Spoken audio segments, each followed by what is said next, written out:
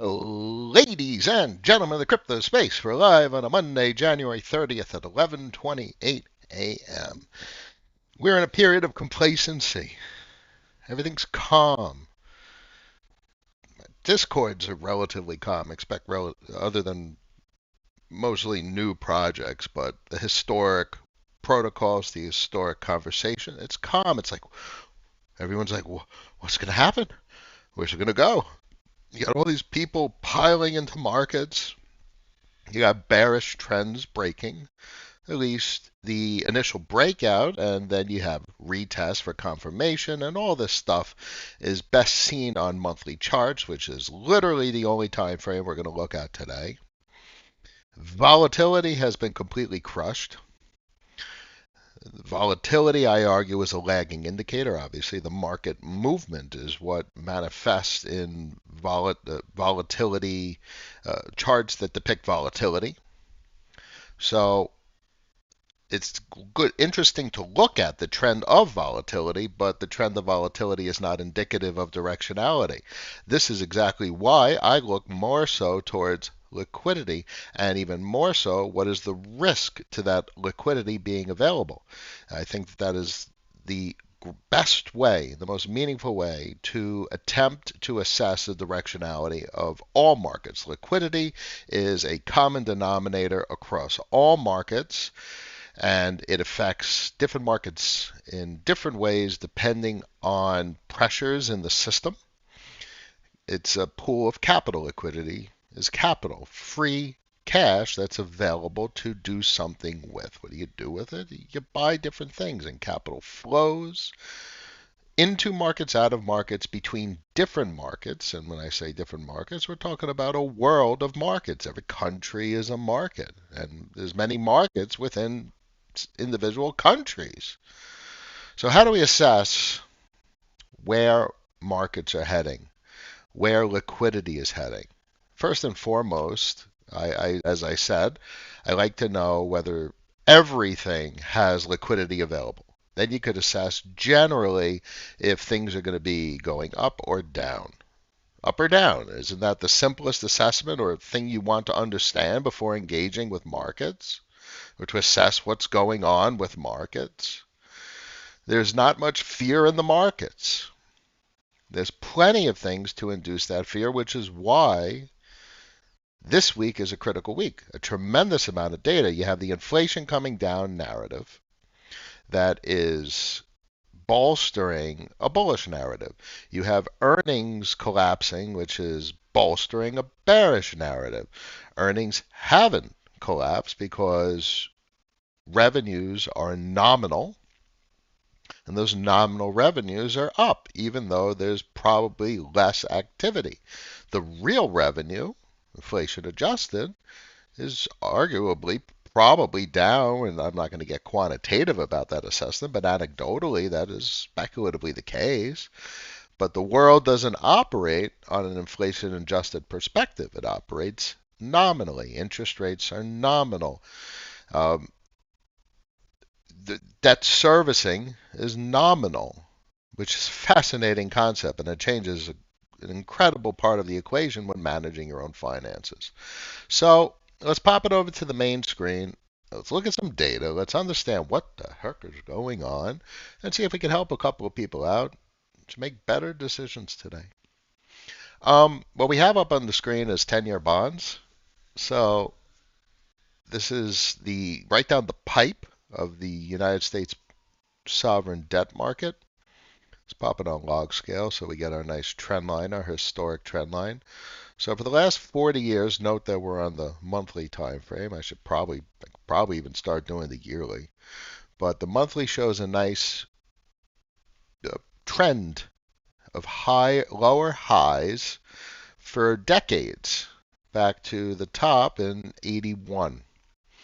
It's been like this for 42 years. And it was a significant breakout. Structurally, the system has changed.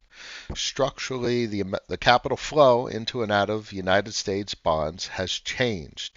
This is not an anomaly. This is not an aberration that returns to a normal trend. We've already had a breakout, a retest, and a higher high.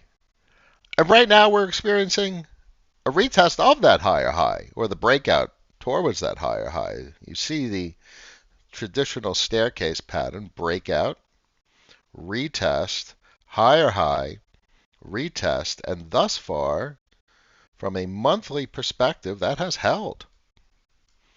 You see the high in June of yields on 10-year bonds, that has held. So what does this mean? This means structurally capital flow is changing. It's changing because of many things. So obviously the fact that capital flows are changing is a manifestation of the many things on the planet that are changing. Obviously we have geopolitical tensions across the board. We've had the uh, the behaviors of governments in response to health issues. Different countries have behaved differently. Different countries are moving ahead in different technological ways, and this is significantly altering capital flows. This chart basically says the directionality of capital being recycled into United States government debt.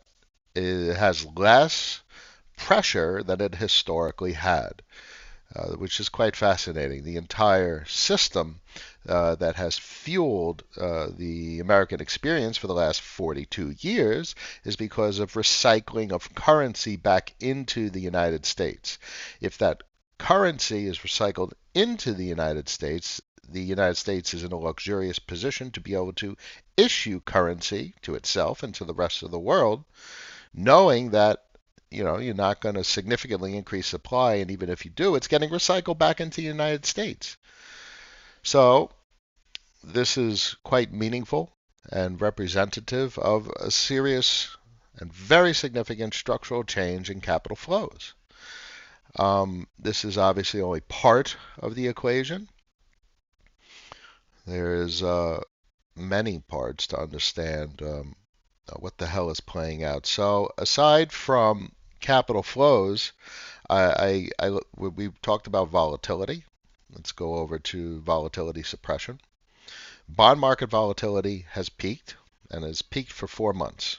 And there's your October peak that everyone has been recently talking about. This is probably one of the more interesting charts that I've been focusing on. It has very interesting moving averages and price points of inflection. If you talk about particular times in markets that we are aware of. Everyone's been talking about October lately, and there you go. There's your volatility collapsing. What happens in March of 2020? There you go. There's your inflection of a significant peak in bond market volatility, and there's the collapse. And in March of 2020, everything started to calm down. And there you go. In April of 2020, you had your TWAP, monthly TWAP, time-weighted average price, breach to the downside, and that's when markets took off. And I'll go into why this chart is so meaningful in a moment. But it's right here. There's April of 2020. April and May, that's DeFi summer.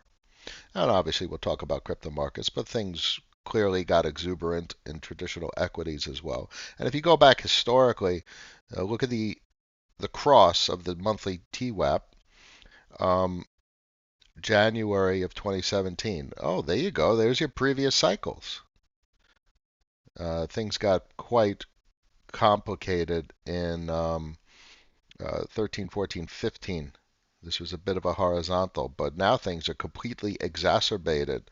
The resonance is really taking hold. Since 2020, this is quite fascinating, and it's quite different than the historical rate of change, as well as the time duration it takes for the inflection point for the directionality reversal.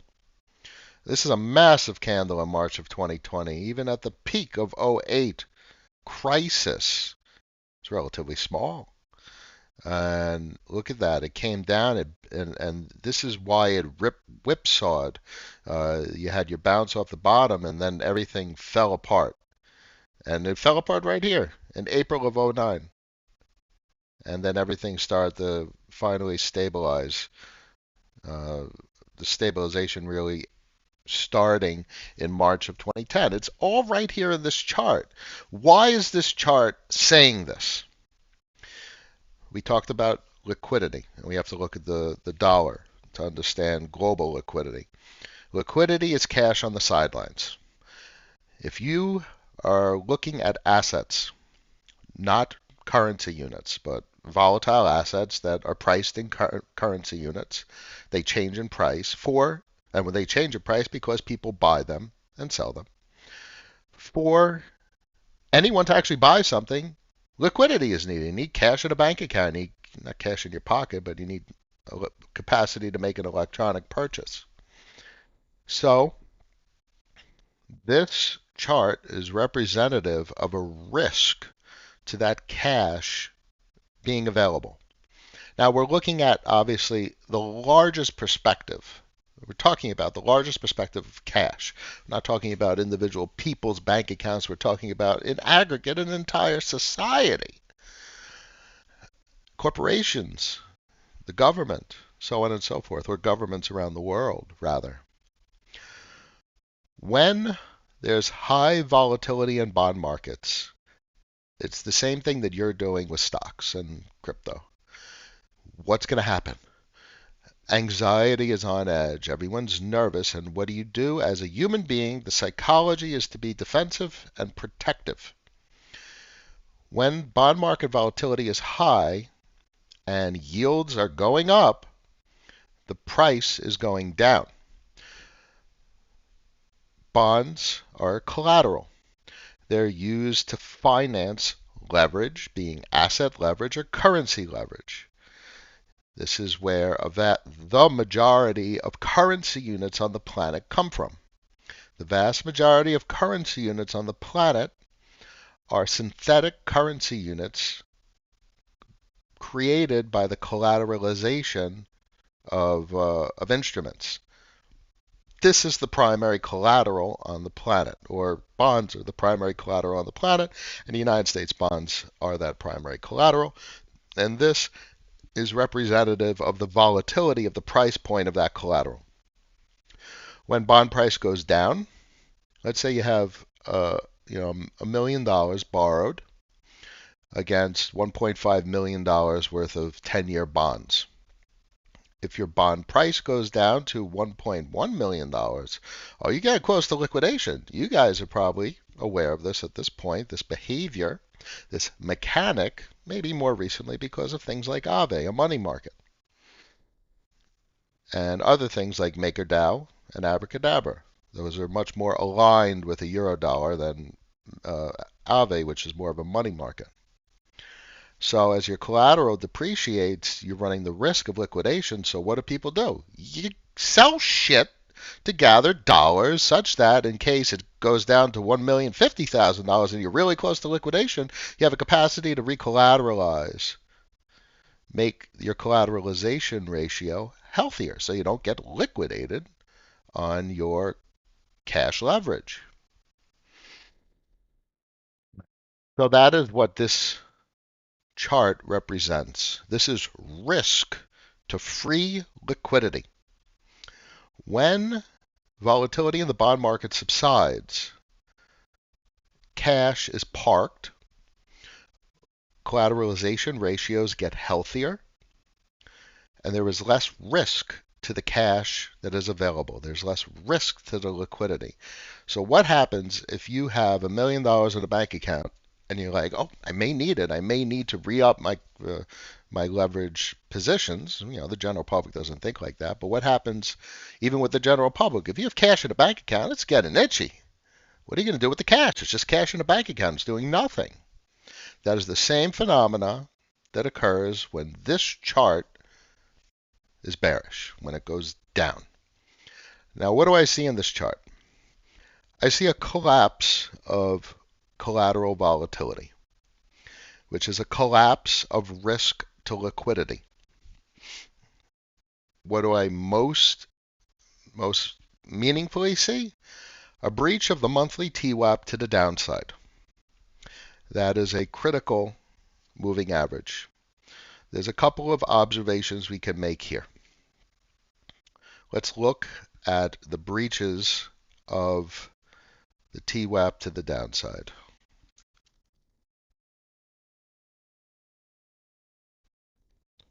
So it gets complicated here in between 2011, 2014. This whole region right here,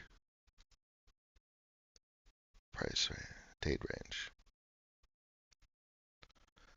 This is very horizontalish.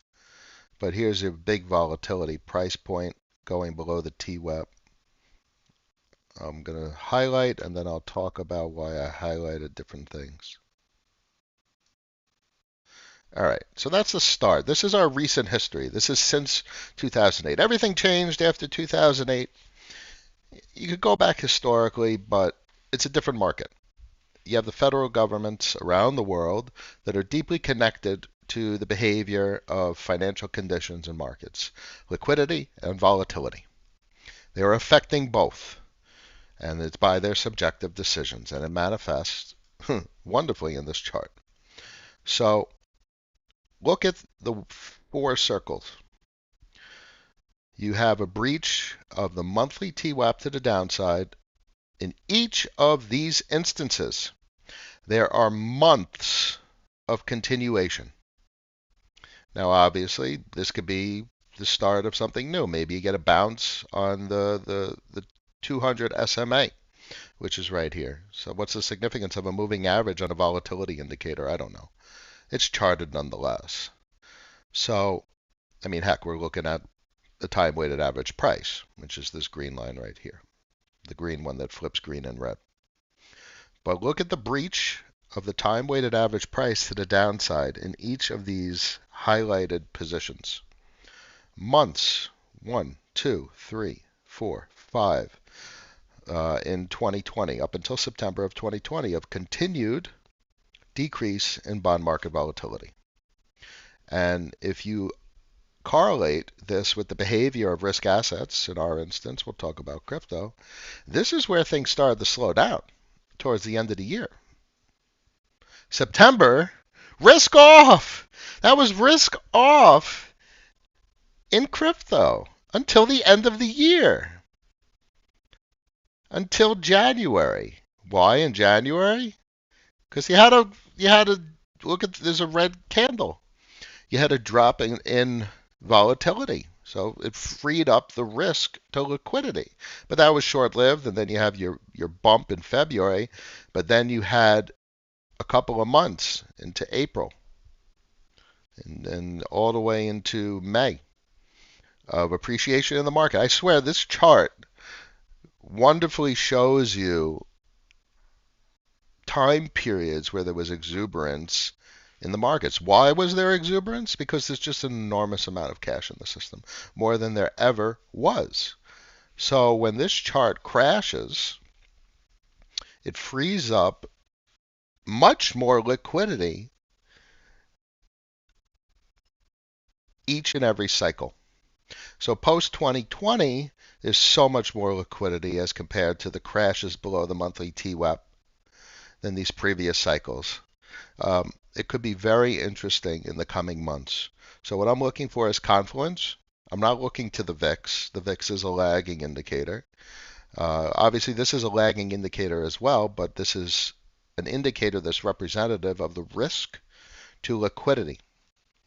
And I'm interested in liquidity. So what kind of liquidity is available in the system? Or what is the direction of that liquidity? Is there more or less? Global liquidity, you look to the dollar. Where are we with the dollar? Monthly time frame. So we had our enormous appreciation of the dollar, which dries up liquidity. Because as the dollar is more expensive, foreign currencies have to spend more to buy less dollars or to buy the same amount of dollars. So it dries up the available liquidity in foreign currencies. But as the dollar crashes, this is a crash in many regards. This is a tremendous depreciation. It frees up foreign liquidity. The same observations here on the TWAP are relevant. Breaches of the TWAP to the downside and you are representative of a significant increase in systemic liquidity globally. Look at these two purple boxes. These are your last cycles in crypto markets. This is 2020, and here's 2017, end of 2016 up until 2018, and then everything started falling apart up until 2019, where you had a nice spike in the dollar. March of 2020, look at that spike in the dollar, and then they intervened and dollar depreciated. This setup right here, we don't have really a recent history for. Now you can look back historically, but everything has changed. The inflection point really is 2008. It's a new monetary system with sovereigns that are intertwined at all levels. So this was a complicated period of time. And look at the chop. Watch, let me get my date indicator.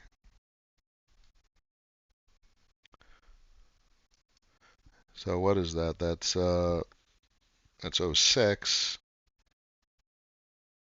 Oh, currency. Look at currency. There's 08, October 08. And then they intervened to some degree, to some degree, and drove the dollar down, which freed up systemic liquidity, but it was chopped. Everything didn't stabilize for a couple of years. So 2006 to 2014, let's look at move. It's 10-year yields. 2011, 8. But look, 2011 to, even up until 2020.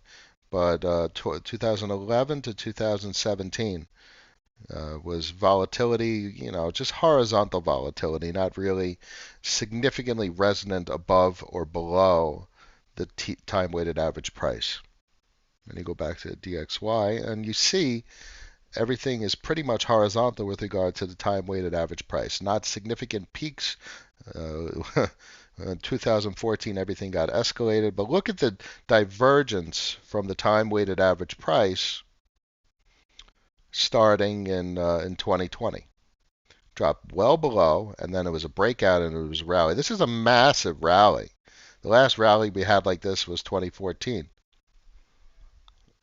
Rally with regard to its divergence from the time-weighted average price on the monthly. It just went way above it. So look at all the reversals. This is a sharp angle. The steepness of this angle, every time you've seen this in the last 5 years, no, all the way back. Anytime you see a sharp drop in the dollar, it is followed by many months of continued outperformance of foreign currencies. This right here is the emerging market trade. When emerging market currencies are strengthening, that drives capital investment into other countries. It changes the directionality of capital flow from in to the United States to out of the United States. Look at every breach of the TWAP. It's even more present on this chart as compared to bond volatility. Every time you breach the TWAP to the downside on the monthly, this is a look at all these months. Look at this. 17 months of dollar depreciation, and it took 22 months to finally breach average price action to stop dollar depreciation. Look at that, 17 months. Or is it more? It's more. Oh my God, it's 22 months. So, and then time weighted, all of them. If you go over here, even here, 7 months. Let's go more recently. This is 2017, so here's a crypto cycle. is one of the cycles you guys love to talk about. 2017, you had 8 months of dollar depreciation, of freeing up global liquidity. And more recently, 2020,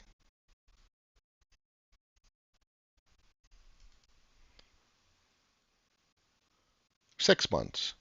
May, April, May, June, July, August, September. Look at that. September. What happened in September on bond market volatility? You can't make this shit up. September of 2020 was your inflection point in bond market volatility. Risk to capital.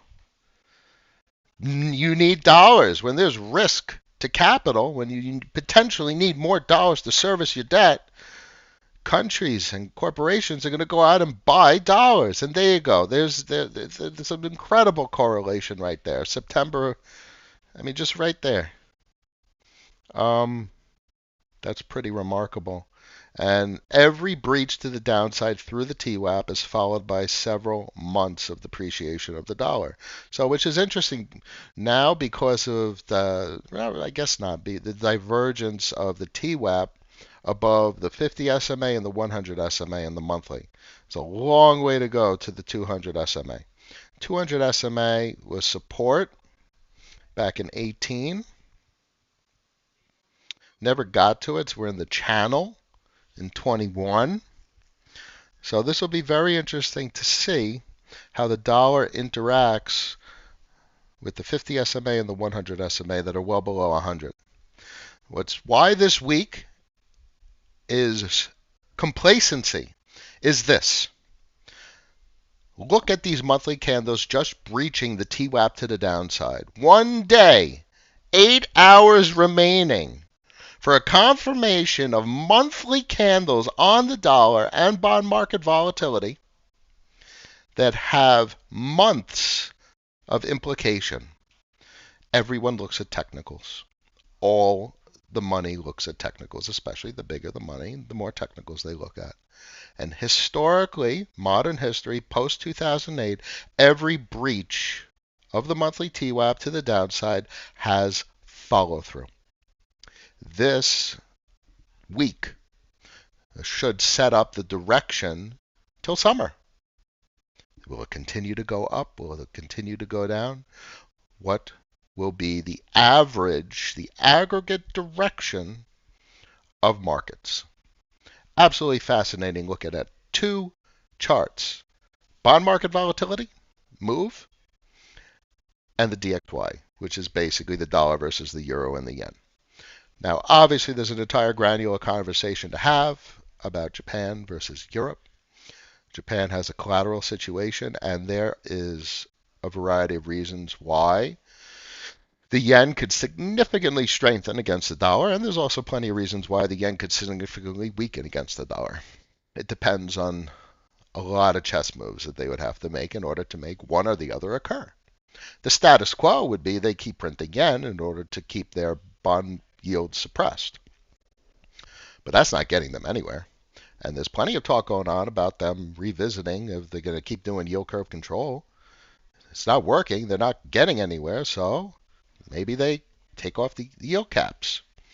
Maybe they just raise the rates, raise the ceiling. And if they do that, all of a sudden the yen starts looking like an interesting investment. It's paying more money. It drives capital inflow. The yen strengthens.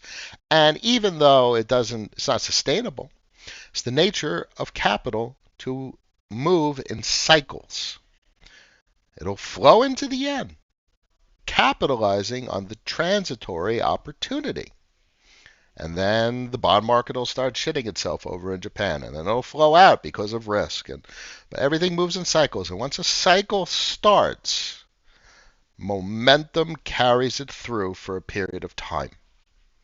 It is shown in this chart clear as day with bond market volatility. It is shown on this chart clear as day, dollar versus euro yen. And clearly the marginal currencies It's unfortunate to say that a currency of a country is marginal, but that is the case. The world basically operates on the euro, the yen, and the dollar. Interesting stuff. A lot of people talking in the stream. I'm going to try and get to your comments. I will get to your comments. I'll get to everyone's comments. That's how I do things. So, let's look at what I consider the bellwether of the crypto space, the currency issuer, the opt-in money producer that has a federation of consumers, organically emergent. A lot of my Twitter commentary discusses this phenomena. Um, I wish I had more of a real-time feedback and commentary. Do folks want me to hit questions or do folks want me to talk about this chart? Let's do some questions first because the chart's up on the screen. We'll get to it. Podocarpus looking good. The hook, my podocarpuses are finally looking good. Just fertilizer and sun. That's the most important thing in time. Dopex and options, products, companies, enterprise. If you like it, you like it. I'm not interested in those. It'd be nice to have like an early GMX position as it's very cash flow positive and it's a very productive asset to own if you could own a meaningful part of it. So the only way to own a meaningful part of an enterprise is to own it closer towards its inception.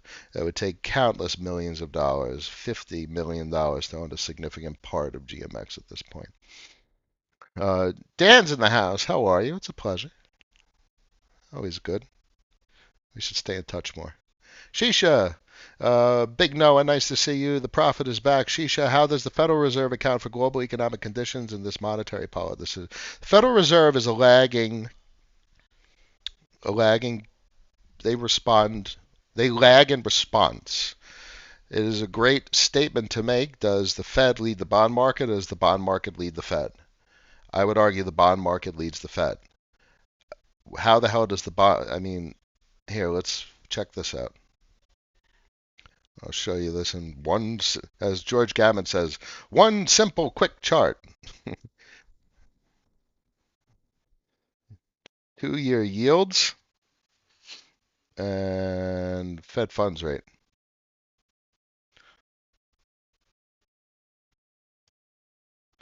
So it pretty much looks like look at the correlation. First off, as the bond market comes down, they want the Fed front runs the yields to the downside. They drop yields. And then they lag on the upside. So look at this. This is a lagging indicator. On the upside, when bond yields start going up, the Fed is raising rates, but they're lagging behind. They're never ahead of them.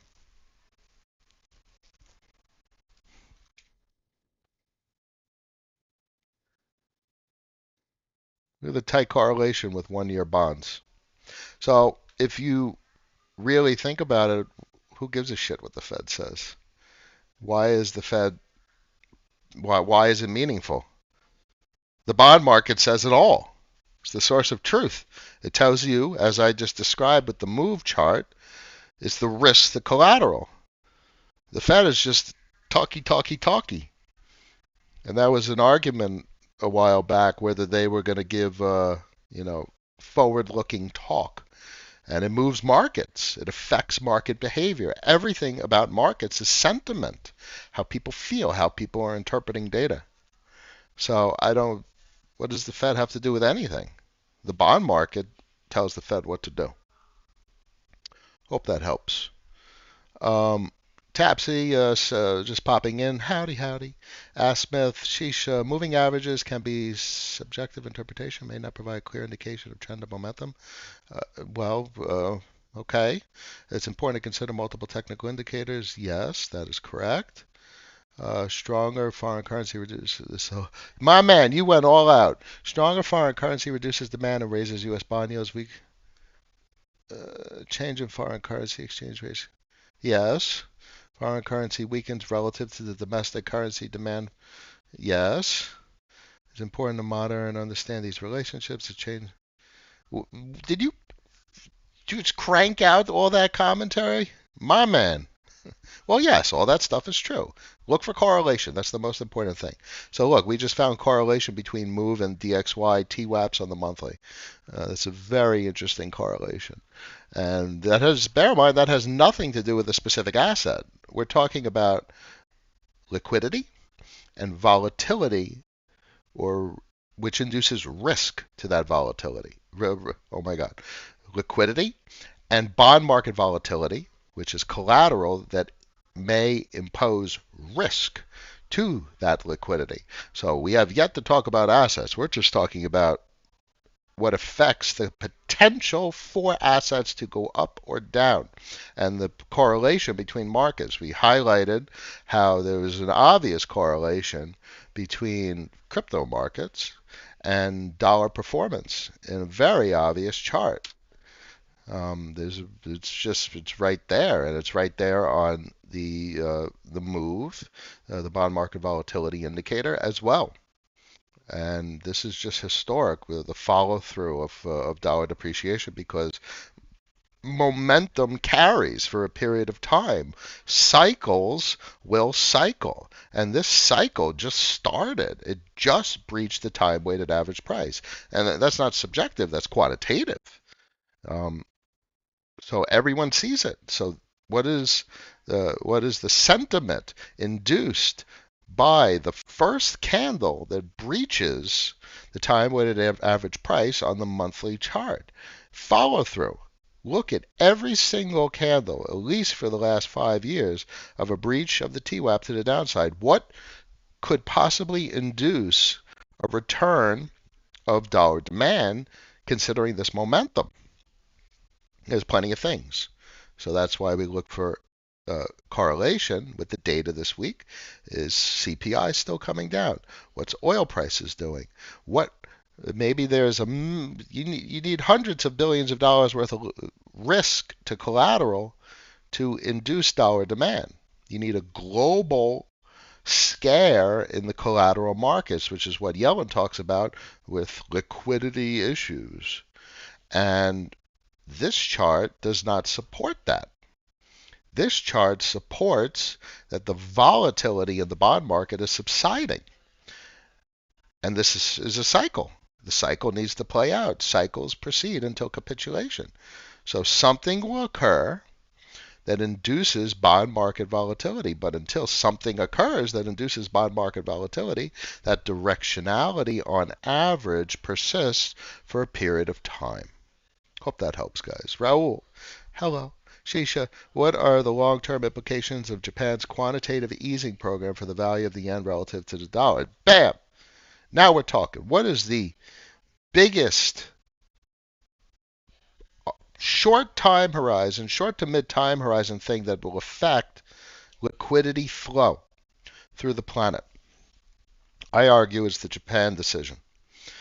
Do they keep doing yield curve control? If they do, the yen keeps going down, and that'll bolster the dollar. So you'll get less depreciation of the dollar, less downward momentum. And that will free up less liquidity in the system, but Europe's part of the equation here too. So yen continuing to depreciate will but this is an aggregate. So you can't just say just because the yen is depreciating means the dollar is going to go through the roof. You need more buyers to really to put that kind of bid on the dollar for the dollar to significantly appreciate to dry up available liquidity, especially in the marginal currencies. This is just yen and euro predominantly. There's a lot of currencies out there. There's a lot of money. So weaker yen puts a bid on the dollar. But if they raise rates, that could strengthen the narrative for an emerging market currency cycle where now Japan looks like a great investment, higher rates, and that collapses the carry trade between that Japan and the U.S. historically have. And now domestic capital in Japan it finds it more favorable to invest in Japan, and that they're not selling the yen to other currencies for that capital to flow outside of the country. So now the yen has a strengthening cycle. And if that occurs, the dollar continues to depreciate for a period of time, for months, and that frees up a tremendous amount of liquidity in the system. And that's exactly what we see here when we look to the correlation between a breach of the dollar TWAP to the downside in the monthly with the performance of risk assets that we are most familiar with, the 16-17, early 18 cycle for crypto, and obviously spring 2020 to September 2020, and then our double top in 21. That's the deal. So Japan is a big deal. And obviously, with the euro, things have stabilized a little bit with regard to energy. They're saying it's stabilized, but there's a freaking war on their doorstep. There's plenty of reasons for volatility to return with regard to the euro. But until it does return, there's liquidity in the system. So that is exactly the point I really want to hit home with. What makes a bull market in risk assets? Liquidity plus time. Time for that liquidity to sit and get itchy. That's a bull market. There's so much liquidity in the system compared to any period of time in history, in U.S. history. And it doesn't matter how much quantitative tightening the Fed says they're doing, the liquidity in the system is monumental.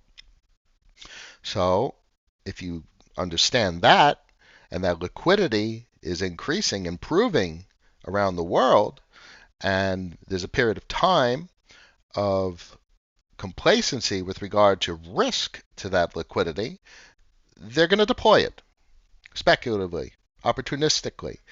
And then you get into the conversation about where. Where are they going to deploy it? Are they going to deploy it in the United States to the pig equity indexes? Or are they going to deploy it to emerging markets where you actually have potential for growth over the coming decade, 20-year time horizon? So that's a great conversation to have. Emerging market capital flows. Where is the capital going to flow? You know what the best part is? Crypto isn't a damn U.S. equity index. Crypto, by definition, is an emerging market. This is a global market. This isn't U.S. stocks. Everyone was looking for the disconnect, for the correlation to break between U.S. equity indexes and crypto markets. An emerging market cycle, emerging market capital flow cycle where currency is flowing out of the U.S. and investments around the world. That's what breaks the correlation between crypto and U.S. equity indexes. Liquidity, if there's increased liquidity in the system and capital is flowing into the U.S., there's your correlation. Equity indexes go up, U.S. equity indexes go up, crypto goes up. But if the investment opportunity, there's better outperformance outside of the United States, U.S. equity indexes are poor, they're bearish, they suffer. Maybe there's a crash of sorts, which is merely the freeing up of excess liquidity to seek outperformance elsewhere, outside of the damn country, where there's actual growth. How much growth are you going to have in the United States with every American consumer basically tapped out? Because that's the metric, the savings rate collapsed. So this is basically the setup, which is what I'm talking about on Twitter lately, of an emerging market cycle. And it doesn't happen often. You're talking about decade-type cycles. And that's the time horizon that people are talking about. A decade of emerging market outperformance. So that's very interesting. And that would manifest in crypto decoupling from U.S. equity indexes. Because crypto what does it have to do with the United States? It has absolutely nothing to do with the United States. And that's what no one in U.S. government really gets their head around. This is an emerging market that's not tied to any particular country, but it's connected to every country. So it's an emerging market of emerging markets. It's a very different narrative to understand what's going on here. And what do you have in an emerging market? Currency units. What do you have in an emerging market? Capital flows. What do you have in an emerging market? Collateral, leverage, eurodollar, synthetic currency units, and everything in between, which is the basics of a financial system. What do you do with a financial system? You build enterprise that offers products and services. Financial products being obviously what we've been dealing with over the last couple of years, but there's plenty of reasons to expect new types of products. We get a hint of new types of products with gaming, but it's the tip of the iceberg. Gamification of the real world, and that's what NFTs offer, not the stupid PFPs. NFT is a non-fungible token that stores metadata. Okay, so that's huge. A non-fungible token, non-fungible container for metadata? Come on. Anyone who's in software engineering knows how much Amazon expenses, if you work at a company, how much expense you have for the tables associated with the metadata of your user base. So an NFT stores the metadata. Okay, so you throw it on Arbitrum and Optimum and your non-fungible metadata storage container, a fraction of a penny to update the contents of a user's metadata. This all of the so there you go. This is the precursor to the disruption of cloud storage. AWS and Azure and whatever. Pick a protocol, pick a company. It's all distributed, and that's the tip of the iceberg. Let's keep it going. Let's see what else I could get to. Any other juicy nuggets of information you guys could extract from me today? In what ways do changes in Japan's interest rates impact the exchange rate between the yen and the dollar? Raising of rates in Japan will drive capital inflow into Japan. How Japan is able to get away with raising of rates, that's part of the complexity. But if them holding rates steady with a fixed yield curve control situation is not sustainable, were they going to cut rates? No, they can't. They can't do that. So what are they going to consider? What are they going to do? If they raise rates, sure, you have to consider how they do that, but the implications of that will be capital inflow into Japan and appreciation of the yen for a cycle, for a transitory period of time, because we question whether it's sustainable and if so, for how long. Thanks, Noah, for keeping doing these videos and your analysis. You appreciate it. Well, I appreciate you guys. I hope I help. Hey, Robert. Soy Dora. Hey, Dora's in the house. Hey, Roberto. Buena tarde. Dude, use ChatGPT. Oh, that's right. Joe, that makes sense. I love ChatGPT. It's so cool. Dora. Funny, Roberto. Hilda's in the house. How are you? Always a pleasure. A couple more. Shortage of liquidity leads to cautiousness. There you go. Shortage of liquidity leads to cautiousness. Price volatility, wider yield spreads. Yeah, the yield spreads and the inversion of the curve. Uh, my interpretation gives a broader perspective. Inverted yield curves on the bond market is a distortion of healthy capital markets. So a distortion of healthy capital markets and collateral markets indicates risk. So the inversions in the yield curve indicate there's risk in the system with regard to the pricing of collateral. How does all of that manifest? That manifests in the potential volatility of the collateral. And the potential volatility of the collateral manifests in risk to the availability of liquidity. So my analysis encompasses yield curve inversions and all that shit. This is a much more practical analysis for how the systems of collateral and currency liquidity affect markets, directionality, up or down, as well as capital flow to and from markets around the world. How do different types of bonds respond differently to changes in liquidity, and what implications does this have for market stability and investment decisions? So you're talking about duration. It's a complicated conversation, and it's too granular in many regards. I like the higher level perspective that volatility and liquidity offer. But obviously, the bond market is something to granularly digest. And broadly, it's the short end and the long end. The short end is used by the banking system to back deposits, and the long end is used for investors, duration and return, yield. So that's investment. Short end is for the banking system. And that brings up a lot of U.S. domestic liquidity considerations, especially with regard to the reverse repo. So the United States banking system uh, doesn't have enough collateral to back deposits. Caveat, caveat. So what do? They borrow that collateral from the Federal Reserve on a daily basis using the RRP facility. What happens if the Fed shuts down the RRP facility or makes the interest rates on RRP less favorable as compared? Well, it's already less favorable as compared to like short duration yields. 6 months to 2 years, I think, off the back of my hand, are more favorable than the reverse repo rate.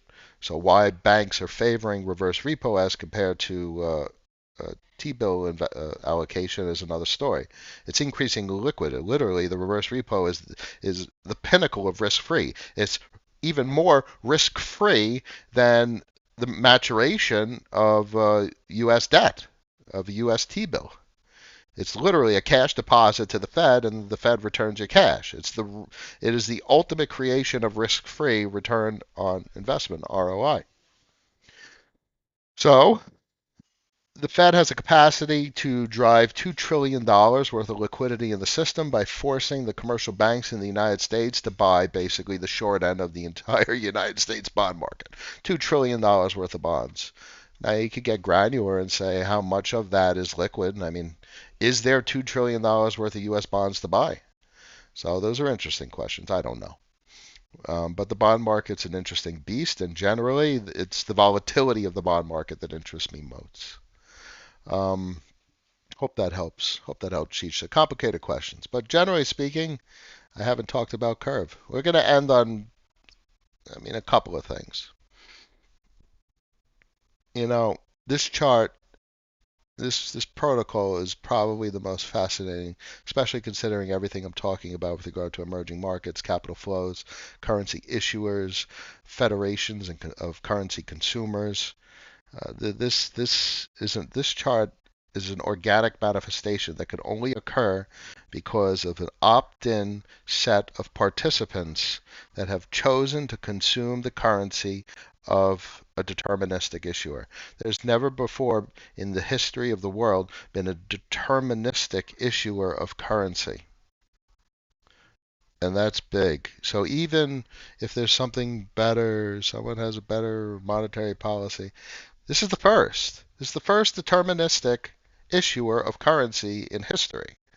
And that's significant. The only reason this chart is not straight down is because protocols and people chose to say, we're going to buy your currency and recycle it back in. So in that regard, escrow, voter escrow, serves the same function as the U.S. bond market, the U.S. collateral markets. Currency is recycled back in, absorbing excess supply. Otherwise, this chart would be straight down. And this price action is because of risk in the system and volatility. This price action, this is what hyperinflation looks like, increasing supply exponentially. This is not that behavior. This is a very different market, January 22 until today. Very different narrative in play as compared to launch until October of 20. Even to here, this was barely starting back here in May of 21. Like really the roots of the Federation started in 22. It's really when everyone started accumulating. Protocols, deterministic protocols, software that is just buying the currency because they're recycling it back in to the issuer,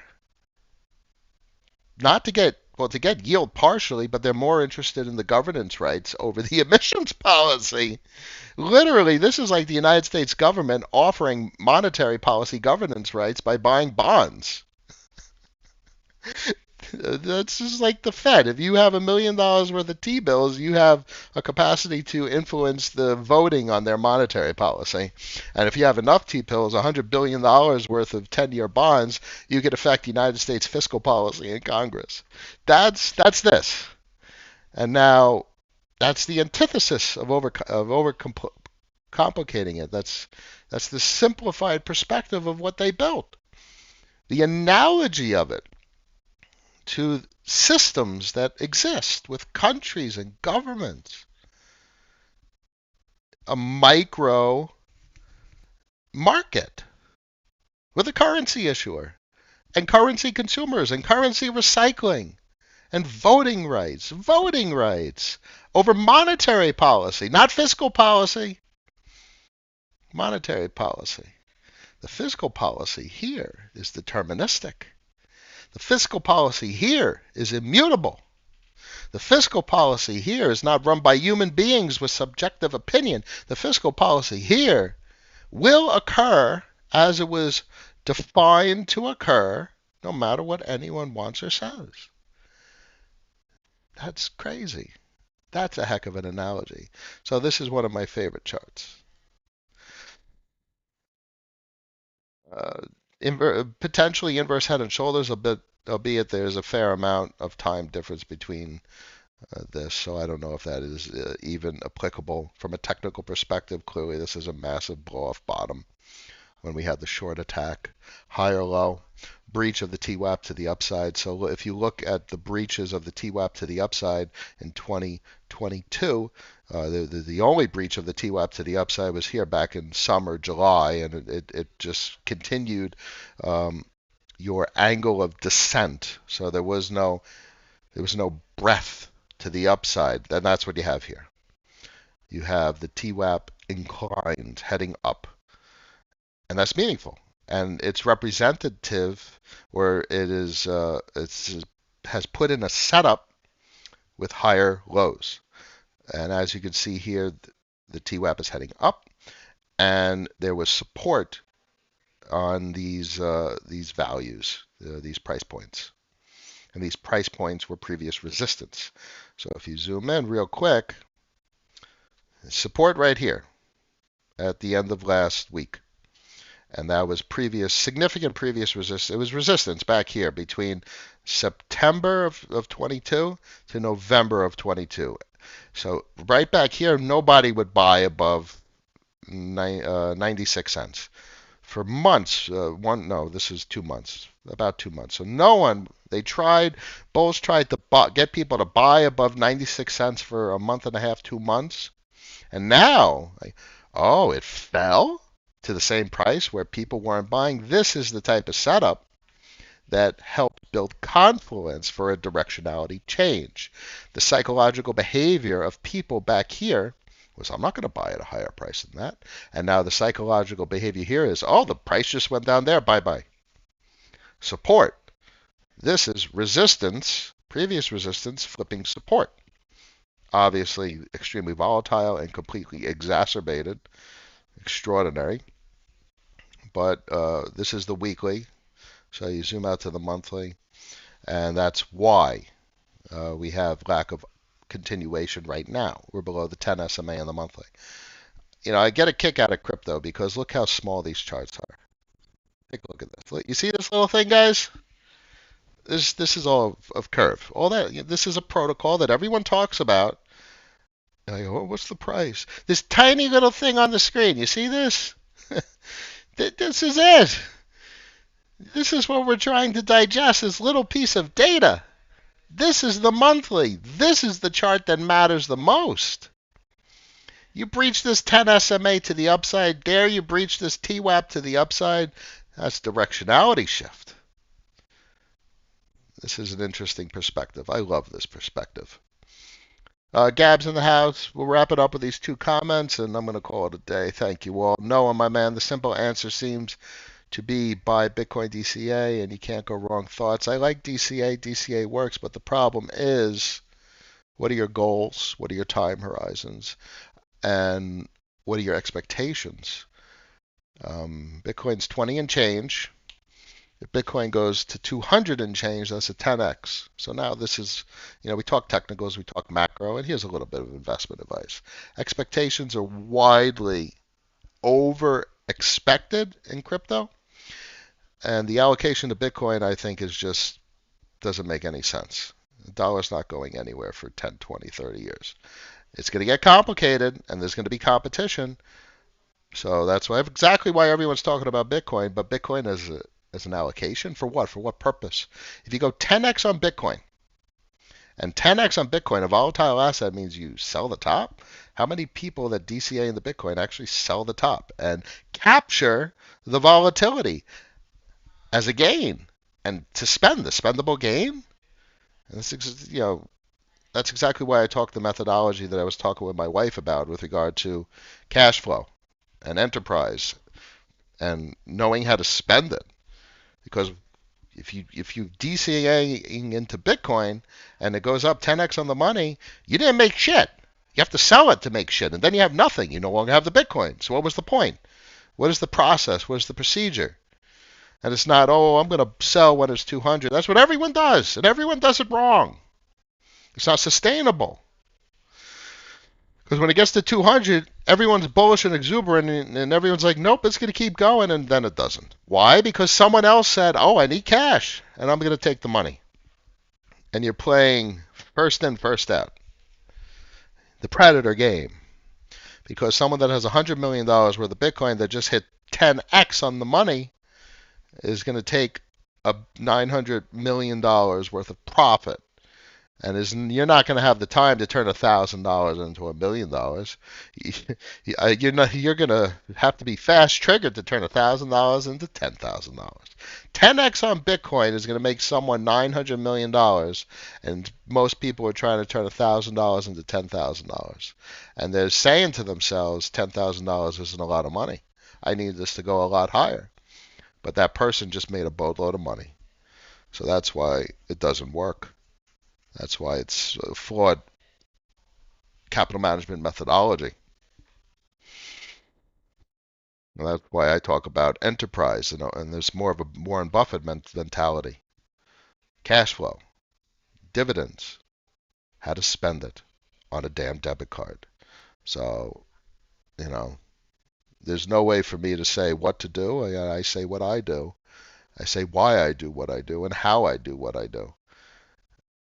You can't do what someone else does. You have to play your own hand, which means the most important thing is you have to be comfortable with what you're doing. If you don't understand what you're doing, you can't do it. So you have to experiment. And that's what 2020 was, is everyone experimenting with what the hell these systems do. So you have to experiment. You have to find comfort with your methodology, with your procedure of buy, sell, what to buy, what to sell, and what do you own, and why do you own it? Define these things rigorously. Write them down. Pen and paper, bullet points, Google Sheets, whatever, what have you. But whatever it is, too many people have expectations that are just wrong. I mean, look, Bitcoin's going to $200,000. Oh, I better start DCAing, and I got $1,000 worth of Bitcoin. You get 10 grand. I mean, come on. No one's going to sell. Bitcoin's at 200 grand. No one's going to sell it. Who sells it? No one sells it. 10 grand doesn't change anyone's life. It helps. But if you have an extra $1,000 to spend, $10,000 doesn't change anything. The expectation is wrong. I appreciate the concept of enterprise, DCA enterprise. And that's a complicated conversation. And that has to do with assessing the state of the enterprise, how early it is, do you own a meaningful part of the enterprise, what are the actors that you're engaging with, what are their intent, what are their alignment. If you're not able to own a meaningful percent of an enterprise, the cash flow is not going to be significant. Is that a consideration? It should be if there's volatility risk on the principal. It's so important to understand who you're playing the game with, because the other people you're playing this game with are predators. And they're here to take your money. Why? Because that's exactly what you're here to do. Capital gains is a process of taking someone else's money legally. That's what capital gains are. So if you're saying, oh, I want Bitcoin to go to $200,000, You're prepared to take someone else's money that bought it after you.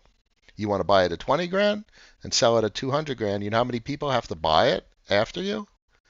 So when you sell it at 200 grand, you're taking their money. Just remember that. You literally want to do to other people what you don't want other people to do to you. That's capital gains. That's capital markets. Hope that helps. So I'm not too fond of DCA in that regard. I mean, DCA works, but everything I just described is why it doesn't get you to your expectations. Unless you have very humble, modest expectations. Maybe I can make 10 grand, 5 grand, a couple $1,000 over the next 2, 3, 4, 5 years. I could appreciate that. I myself talk a lot, but I really want to be humble, and so I could appreciate that. So if that's your expectation, that's cool. Participate in an ecosystem, participate in a movement. That's big, and I appreciate everything that Bitcoin is. It's a big deal. Just because I knock it as an investment from an investment perspective doesn't mean I don't agree with everything about censorship resistance, decentralization of data storage, and all that shit. And I love Bitcoin in that regard. Love it. And what do I always say? A great technology is not necessarily a great investment. So that's kind of where I fall with regard to it. No, do you have any specific cold storage wallets? He likes Ledger. Ledger is something the only real thing. There's a couple of others, but Ledger is the standard for myself. But there are very few plausible. Okay, so there you go. There you go. What is an enterprise? All right, the derivatives, the options, the exchanges, the AMMs, um, bridges, payment solutions. Yes, there's very few options. Leverage, Eurodollars, CDPs. A lot of people got hammered with Abracadabra. That's just because of the exuberance, but I think Abracadabra is one heck of an enterprise. If they have any bad debt, look, debt, balance sheet. What do they got on the books? If they have bad debt, it's a liability. Clean up the books. Are they cash flow positive? Assess these enterprises as you would any value stock, any traditional enterprise. What's the damn balance sheet look like? So there is plenty of plausible enterprises in crypto. Few, but plenty. I would say, what, a dozen? So the problem is most people are just out there buying a stock price. No, you got to know what the hell you're buying and why you're buying it. And that's what I'm going to keep talking to my wife about and more content. How do you assess the viability of a potential capital allocation? What kind of enterprise are you trying to own? And I want to own meaningful enterprise. I want to own the damn Forex market. All right? You have $1,000 and buy Curve instead of Bitcoin. You bought into an enterprise. Is that really going to take you any further? No, it's not. And that goes into what I say about do you own a significant part of the enterprise? No. So this is exactly what I was talking to my wife about. Everyone wants to, like, I'm going to buy crypto and I want to make money. Can't. Not the way to do things. It's not about making money. To make money, you first have to understand money. And you can't try and make money to make money. Making money is a repercussion of understanding the way the system works and being in a position, an opportunistic position to take advantage of it. You know how you make money with $1,000? You find Curve at zero point 0.02 cents. I'm talking about a hypothetical situation. You find a systemic enterprise at early on. It's becomes systemic with regard to infrastructure, other protocols are using it. That's how you turn $1,000 into good money. $1,000 isn't going to turn into wealth. Why? Because if you could turn $1,000 into millions of dollars, it distorts a healthy capital system. This is where expectations come in. You got to dampen your expectations, be more reasonable, because if you take excess risk, the vast majority lose. The vast majority lose their money. You can't do it like the vast majority. You have to think differently. And, Look at Doge heading into Musk being on SNL. The exuberance was extraordinary. Doge to $1. Yeah, Doge will probably go to $1 at some point. You think those people that said Doge to $1 still have it? No, because it crashed down. They don't still have it. Few do. Few operate on different wavelength. And sure, time horizon is a consideration. That works. Um, but others prefer to capitalize on the volatility. So there's a lot of ways to engage with markets. There's no easy equation. So all I define is the algorithms or the considerations to help everyone come up with their own theses.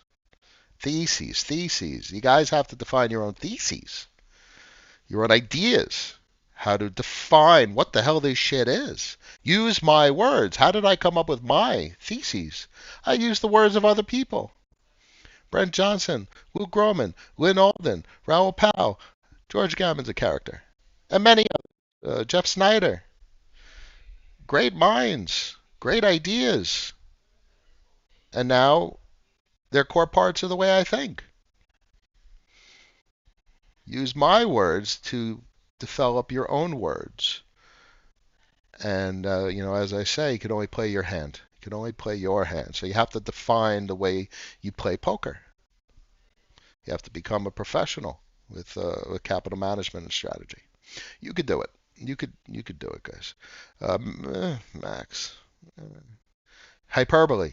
Max is hyperbole. Exuberance. And that's intoxicating, enticing.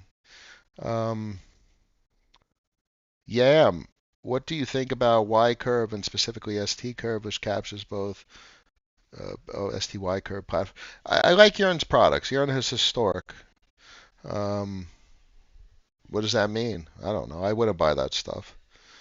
But then again, my position size warrants me that luxury that I don't have to buy that stuff. I don't know. I don't know what's going to happen with those derivatives. They're derivatives. You'd probably be able to leverage them. Do you want to do that? Do you want the cash flow? Sure. Do you think they'll appreciate? I expect curve to not asymmetrically appreciate. Bitcoin goes to 200 grand. If curve goes to $5-6, cool. I don't think you're going to get big returns on curve. That's not the expectation. That's not my expectation. So I look at this, but I don't think this is a great investment for at least for the average investor in markets, because the average investor in markets is looking to turn $1,000 into $1,000,000, and that's not going to happen here.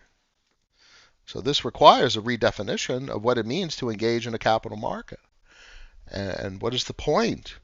And my wife and I were talking on the other stream that I shared yesterday, and she said she was confused about me constantly saying you have to learn how to spend your money.